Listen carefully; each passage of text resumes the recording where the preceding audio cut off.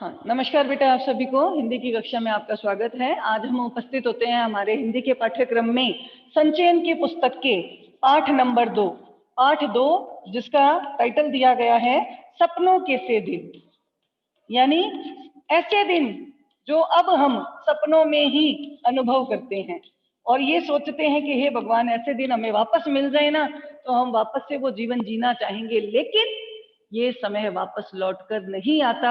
यानी यहाँ सपनों के से दिन किस क्षण को कहा है, किस अवस्था के दिनों की बात कही गई है?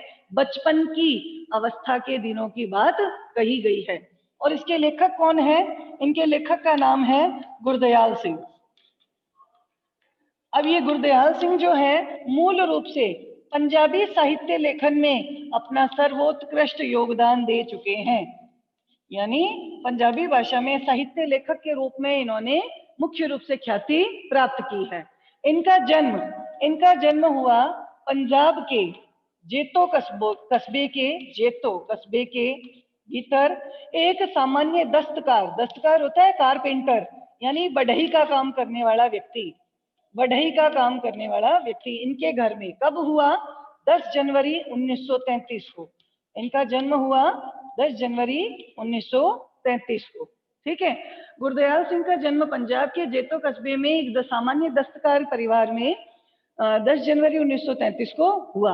अब इनके परिवार की परिस्थितियां क्या थी, इन सारी परिस्थितियों को इन्होंने इस लेसन के अंदर उकेरा है ना। इन्होंने बताया है, एक अपनी आत्मकथा लिखी।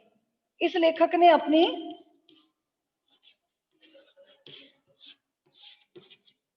एक आत्मकथा लिखी। उस आत्मकथा के कुछ अंश को, यानी जब मैं अपनी जीवनी लिख रहा हूं तो मेरी जीवनी जो है मेरे जन्म से, बचपन से, किशोरावस्था, फिर युवावस्था, फिर प्रौढ़ावस्था तक, यानी जीवन के अंत समय तक जो मेरी पूरी जीवनी है वो ही है। तो उसी जीवनी में से, यानी अपनी आत्मकथा में से उन्होंने बचपन के उन दिनों की यादों को हमारे साथ साझा किया है और टाइटल दिया है सपनों के से दिन। ठीक है ना। और इस आत्मकथा का नाम है जानू ना मैं कौन। यानी मैं ये नहीं जानता कि मैं वास्तव में कौन हूं, जानू ना मैं कौन, यानी मैं हूं कौन, इसके विषय में उन्होंने एक टाइटल से आत्मकथा लिखी। इनके पारिवारिक परिस्थितियां आप जैसे आप देख रहे हो कि दस्तकार यानी परिवार जो है बढ़ईगिरी का काम करता था। और आपको पता है कि पुराने समय में काम होते थे वो क्या थे, पीढ़ी दर पीढ़ी जो है वो आगे हस्तांतरित कर दिए जाते थे।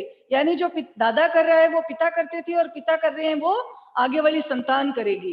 इनके जो है ये इनके 3 भाई और थे और इनकी एक बहन थी। तो इनकी जो आर्थिक स्थिति अच्छी ना होने के कारण जो पढ़ाई का खर्च इनके माता पिता वहन नहीं करते थे।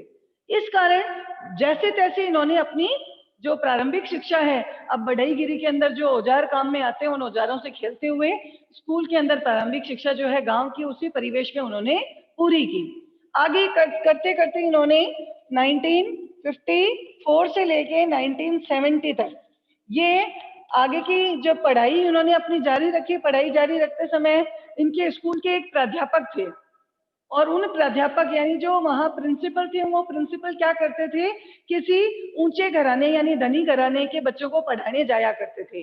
वो बच्चा लेखक से एक दर्जे आगे था, यानी एक क्लास आगे था, सीनियर था।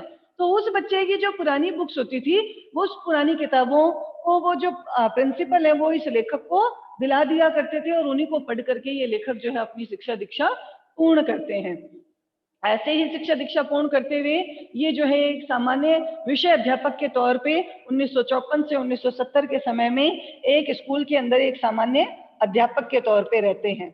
और ये जो है अपनी मूल रूप से एक अपनी कहानी जो है उस कहानी का जो शीर्षक है, उस शीर्षक का नाम दिया गया है, इन्होंने उस कहानी का शीर्षक का नाम दिया। आपको पता है पंजाबी साहित्य लिखा तो करते थे, इसलिए शीर्षक का नाम था भागों वाले, यानी बहुत अच्छी किस्मत वाले। क्योंकि इनकी तो आर्थिक स्थिति अच्छी नहीं थी तो ये सोचते थे कि यार वो कैसे भागों वाले लोग हैं, भागों वाले यानी किस्मत वाले। और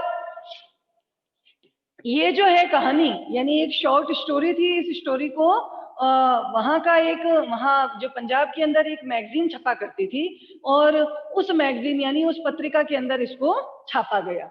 ठीक है। और इन्होंने जो है अपनी परिवार की आर्थिक स्थिति को देखते हुए फिर जो है आगे प्राध्यापक, यहाँ सामान्य अध्यापक के साथ साथ अपनी आगे की पढ़ाई जारी रखते हुए वो एक कॉलेज में जो है प्रोफेसर भी नियुक्त हुए। और प्रोफेसर के तौर पे उन्होंने वहां पर वही सब उपन्यास उन बच्चों को पढ़ाए जिन उपन्यासों को इन्होंने खुद ने लिखा था। ठीक है। इन्होंने जो जो रचनाएं लिखी, उन रचनाओं में जो जो पात्र लिए, वो पात्र जो है खेतीहर, मजदूर या दलित या दमित शोषित वर्ग में से लिए। ऐसे लोग थे जो उस समय की रीतियों के कारण न केवल कुचले गए थे, यानी आर्थिक रूप से तो वो संपन्न नहीं थे, साथ साथ में उनकी सोच भी उतनी ही दकियानुसी हो गई थी, यानी इतनी ही पुरानी या संकीर्ण सोच के वो खुद भी बन गए थे। ऐसे परिवेश में रहने के बावजूद भी इन्होंने किस तरह से अपने आप को इस परिवेश में रहने के साथ साथ भी अपने को थोड़ा वहां से अपना स्तर जो है ऊंचा बनाए रखा। तो इनको जो है अपनी इसी तरह के उपन्यास, अपनी इसी तरह की आत्मकथा के लिए कई पुरस्कारों से भी नवाजा गया। इन पुरस्कारों में आता है एक तो साहित्य अकादमी पुरस्कार जो पूरे लिटरेचर वर्ग के लिए मिलता है, एक तो साहित्य अकादमी, और एक पंजाबी साहित्य अकादमी, पंजाबी साहित्य अकादमी।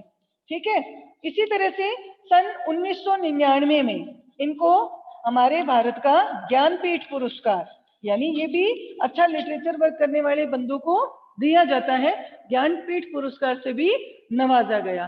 तो ये और सोवियत नेहरू लैंड पुरस्कार, ये भी लिटरेचर वर्क करने वाले लोगों को ही दिया जाता है। तो ये सारे पुरस्कार जो है इनको मिले थे। किन रचनाओं के लिए मिले थे? तो उन रचनाओं के नाम आता है, एक तो है मडीदा दीवा, यानी लकड़ी का बना हुआ एक दीपक। इसी तरह से पांचवा पहर, पांचवा पहर, सांझ सवेरे, इनके ये रचनाओं के यहाँ शीर्षक दिए गए हैं। तो ये सारे जो हैं इनकी रचनाओं के शीर्षक हैं। तो इन समस्त रचनाओं को इन्होंने जो है अपने कार्य में अपनाया था। और आपकी पुस्तक में नहीं दिया गया, लेकिन यहाँ पर दिया गया है कि लगभग 16 अगस्त 2016 को सन दिया गया है, यहाँ पर 16 अगस्त 2016 सन दिया गया है। 16 अगस्त 2016 को इनकी मृत्यु हो गई, यानी ये इस संसार लोक से विदा हो गए। ये सारी बातें जो है इस पाठ में यहाँ पर लेखक परिचय के तौर पे दर्शाई गई हैं। अब बात आती है हमारे 5 सपनों के से दिन, यानी हमारा बचपन। हम स्कूल जाते हैं, स्कूल में हमारे समर ब्रेक भी आते हैं, विंटर ब्रेक भी आते हैं, लेकिन समर ब्रेक की जो अवधि होती है वो बहुत लंबी होती है।